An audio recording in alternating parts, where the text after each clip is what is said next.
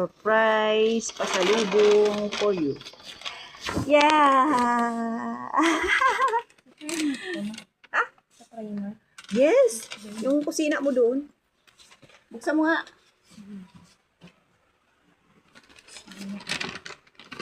Pag di mo naubos, akin yung burger.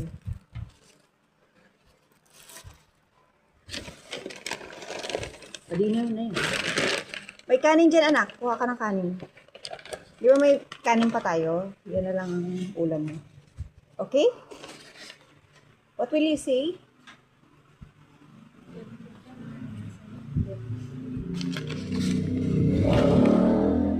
May pasalubong siya. At may pasalubong din si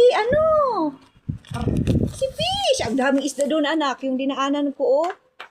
Ayan, meron din siya food.